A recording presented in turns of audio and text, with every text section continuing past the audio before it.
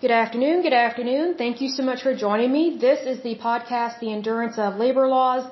I'm your lovely host, Lesley Sullivan, and today is episode 169, and we are going to take a look at these Superfund sites located in the lovely state of Wyoming.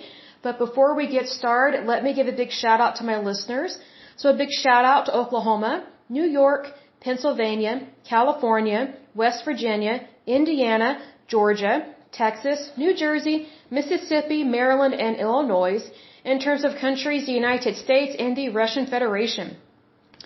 Okay, so the lovely state of Wyoming does not have very many Superfund sites, so this one is going to be short and sweet.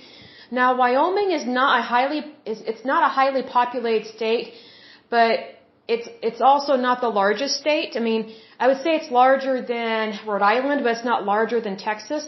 So I was kind of surprised that they have any Superfund sites, but I'm just glad they don't have a lot, because again, the worst of the worst tend to be on the northeastern part of the United States, specifically New Jersey and up in the northeastern part of the United States, and also California on the western side tends to be really bad as well. Let's go ahead and dive into this puppy here, and again, it's not going to be very long, so that's always nice. So let's see here. Of course, as usual, I'm going to read off the ones that are current and active, and then I will close the podcast with the ones that have been deleted and cleaned up. So the first one that is current and active in the state of Wyoming is F.E. Warren Air Force Base. So obviously, this was probably caused by the United States Air Force. It is located in the county of Laramie. Let's see here. The population there is 100,512 people.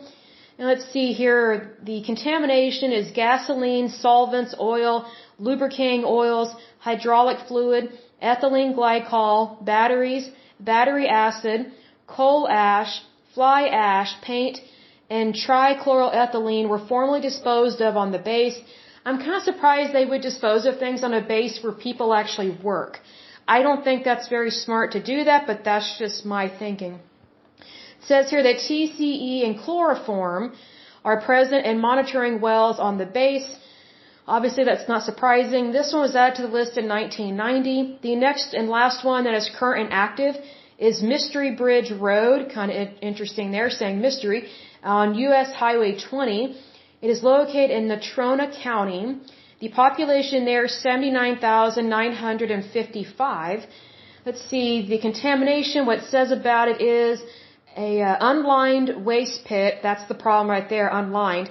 On the site contained volatile halogenated, I'm not sure how to pronounce that word, organic compounds, xylenes, ethylbenzene, toluene, naphthalene, chrysene, another word I can't pronounce, and benzene, chlorinated organic solvents including trichloroethylene, tetrachloroethylene, sorry, it's a tongue twister, and trichloroethane. So these sound similar, but they're not the same.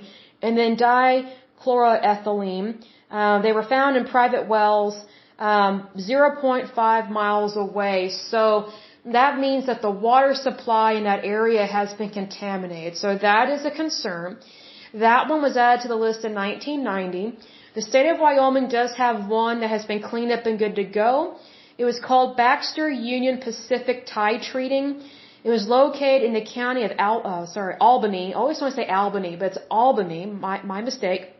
Let's see here.